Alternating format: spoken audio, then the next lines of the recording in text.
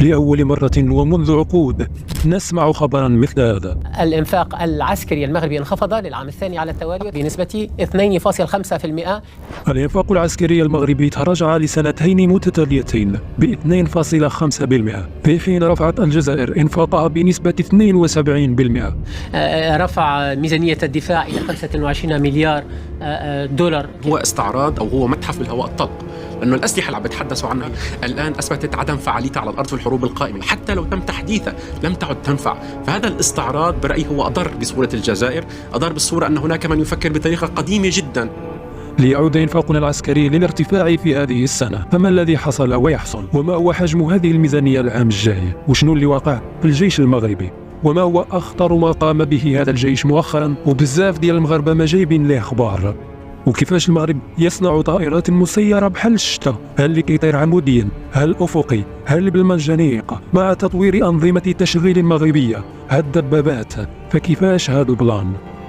يواصل المغرب مساعيه لتطوير وتحديث قدراته التكنولوجية والعسكرية، كاشفا مؤخرا عن تطور لافت بانخراطه في صناعة الطائرات المسيرة. نادرا فاش كيشوفوا المغاربة شي حاجة كيتمناوها باغينها تكون وكتحقق في هذه البلاد. المفاجأة بالدار المغربية. والحمد لله اشتغلت في لانازا وفي الخارج ورجعت للمغرب العام فايت. أمام الميزانية الضخمة اللي كياخذها الجيش المغربي في بلاد ما فيهاش حتى تعليم وصحة مقادين، ولكن في نفس الوقت تواجه تهديدات من حكام شارفين يملأ قلوبهم الحقد. يحيطون بنا. ما نقبل حتى وساطة وضد حتى عدو كلاسيكي. كنا دائما كنتمناو أننا نلقاو حل باش نخفضوا هذه الميزانية ديال الجيش بلا ما يولي هذا الجيش ضعيف، بل أن يصبح أقوى، وهذه أمنية صعبة. فباش تنقص من الميزانية ومن المصاريف وتزيد في قوة الجيش ما يمكنش هذا الشيء إلا إذا توجهنا نحو التخطيط البعيد المدى وانتقلنا من مستهلك إلى منتج. هذه سنوات وحنا كنتمنوا أن بلادنا تدير مدار تركيا مثلا، اللي دعمت ابنها هذا اللي في الفيديو، اللي قرا في تركيا ثم أمريكا، وجاب للمسؤولين هذا البروتوتايب في سنة 2005 بدائي بحال شي لعبة، وقال لهم أن زملائي في المعهد الأمريكي لديهم نماذج مماثلة وحنا كنطوروا الطائرات اللي غادي تسيطر على الحروب في المستقبل. ووعد هؤلاء المسؤولين المحترمين اللي خلاو مكاتبهم وجاو عنده باش يشوفوا شنو كيقول، وعدهم وقال لهم إلا دعمتوني غادي تولي بلادي رقم صعب جدا في هذا المجال. Türkiye bu noktada 5 sene içerisinde şu proje desteklenirse, insansız hava araçları noktasında bu proje veya bunun gibi projeler desteklenirse 5 sene içerisinde dünyada bir numara olabilir. قالها وهو كيترعد وبنبرة رجاء في صوته. وفي ديك الايام كان اوباما والكونغرس ما بغاوش يبيعوا لتركيا الطائرات المسيرة الامريكية، فدعم هؤلاء المسؤولين ابنهم الذي أوفى بوعده ليجعل بلده تركيا من أعظم الدول في قطاع الطيران المسير المتقدم. واليوم نرى في المغرب أبناءنا يعودون أيضا من ناسا ليصنعوا طائرات مسيرة انتحارية هجومية وأخرى للاستطلاع والتجسس، وينشئ شركات متخصصة متقدمة خرجت من الورق إلى أرض الواقع، وبعضها مر إلى التصنيع ووقع عقود وطلبيات ليصبح المغرب الأول إفريقيا في صناعة الطيران المسير. وماشي وحدة ولا جوج ولكن بزاف، وغادي نعرضوهم عليكم اليوم واحدة واحدة وشركة شركة وشخص شخص. ولكن شنو علاقة هذا الشيء بميزانية الجيش المغربي المتقلبة مؤخرا، واللي فارعة صراحة الميزانية العامة للمغرب وخصوصا الصحة والتعليم، أهم قطاعين كيغوت الشعب المغربي ليل نهار باش يحظوا بالأولوية. واش فرصك أن ميزانية الجيش كانت غير في 2016 6 ملايير دولار، وبعد 4 سنوات فقط وصلت إلى الضعف 12 مليار دولار أي 120 مليار درهم، واستقرت في السنتين الماضيتين لكنها ارتفعت اليوم إلى 13 مليار دولار. والغريب أن هذه الميزانية ديما كتدوز بلا نقاش في البرلمان، فالبرلماني الوحيد اللي كان كيصوت ضد هذه الميزانية لأنها لا تناقش ولا يتلقى أي جواب على أسئلته هو بلافريج الذي استقال من الحياة السياسية نهائيا، لهذا السبب المذكور في هذه الحلقة التي نشرناها سابقا. فانا زعما كدوري كبرلماني وتاسست بان انا الوحيد اللي كنطرح بهذه الاسئله، غير شنو هما المبررات، غير يفسروا لنا. القرار اللي خديت ديال عدم الترشيح في الانتخابات المقبله، وحتى ولو ناقشها هذا البرلمان فاغلب من فيه غير مؤهل بحال السي بلافريج مثلا لمناقشتها. واش هذا مثلا غادي تعطيه ميزانيه الجيش باش يناقشها؟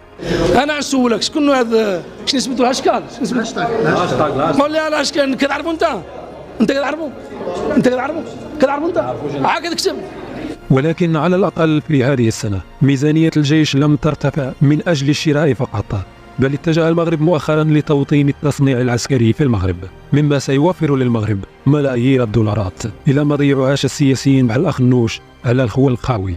لإنتاج طائرات مسيرة ما سيوفر على الرباط نفقات ضخمة بمليارات الدولارات. إذن الحل هو التصنيع العسكري اللي غادي يوفر مناصب شغل وأرباح ويخفض تكلفة التسلح بشكل كبير.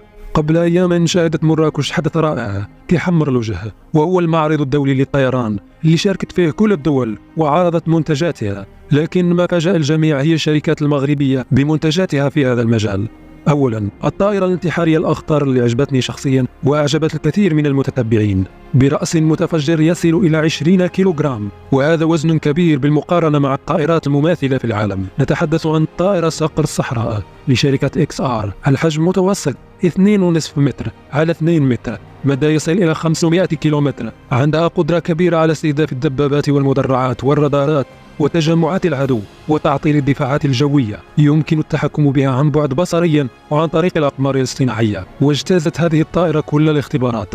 كما أن هذه الشركات المغربية تعمل في هذا القطاع تحت إشراف الجيش المغربي، وهذا التعاون يوفر لهذه الشركات المغربية مثلا الوصول للرادارات الأحدث التي اشتراها المغرب من أمريكا لاختبار هذه الطائرات وجعلها شبحية تماما حيث لا يمكن رصدها أو صدها على الإطلاق.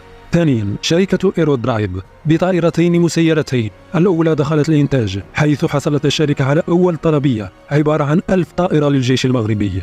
نتحدث عن أطلس، وهي مخصصة فقط للرصد والمسح والاستطلاع، تحلق عموديا وأفقيا، وإطلاق هذا الضجة وصل صداها للإعلام العالمي. في المغرب أعلن مؤخرا أيضا عن إطلاق أول رحلة ناجحة لطائرة عسكرية من دون طيار أطلس إيستار المصممة والمصنعة بالكامل في المغرب، ما يعزز قدرات المراقبة وجمع المعلومات الاستخبارية.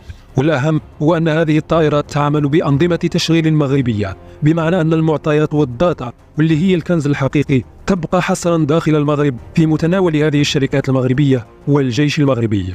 أما الطائرة الثانية لإيرودرايف فهي نموذج أولي لطائرة انتحارية ستدخل الخدمة قريبا، يتم إطلاقها من منجنيق وتحلق بهدوء تام وتحمل رأسا متفجرا فتاكا وتستخدم في الالتحامات القريبة بين الجيوش، تطير بهدوء دون أن يتم رصدها على الإطلاق حتى تلقاها مع الهدف تم التدمير بنجاح. ثالثا شركة تكنولوجيات أنظمة الدفاع الباليستية التي طورت الطائرة P1 و P2 مع أنظمة جد متقدمة، حيث تعمل حتى بعد فقدان الاتصال بها عبر الأقمار الاصطناعية، وتتبع الهدف تلقائيا أينما ذهب ودون الاستعانة بأنظمة GPS إلى أن تتحقق هذه الطائرة من تدمير الهدف بشكل نهائي. وصاحب هذه الشركة فهد العمومي جاي من ناصر. فهد العمومي مغربي، العربية شوية، زايد في بلجيكا ورجعت للمغرب. أنا مهندس في ايروسباسيال، قريت في سوبايرو، والحمد لله اشتغلت في لانازا وفي الخارج ورجعت للمغرب العام فايت. ودابا البروجي ديالنا درنا واحد الشركة سميتها باليستيك ديفونس سيستم في المغرب في الرباط العام فايت. احنا خدامين دوبوي ان في واحد البروتوتيب، لو بروتوتيب تاع درون كاميكاز، une intelligence artificielle embarquée qui permet de détecter بوحدو la cible et de plonger بوحدو sans intervention humaine avec précision sur la cible, précision de 1 mètre. On a déjà fabriqué notre premier prototype.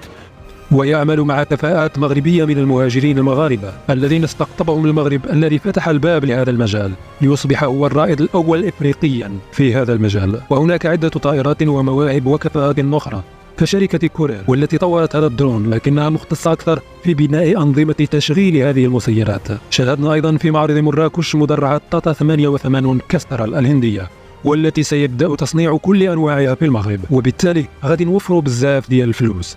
وخصص الجيش المغربي لهذا الغرض مناطق صناعية خاصة للانتقال نحو توطين هذه الصناعات العسكرية. بما يعتبر توجها نحو توطين تصنيع الحربي والتقليل من التبعية للخارج، صادقت الحكومة المغربية أمس على إحداث منطقتين صناعيتين عسكريتين.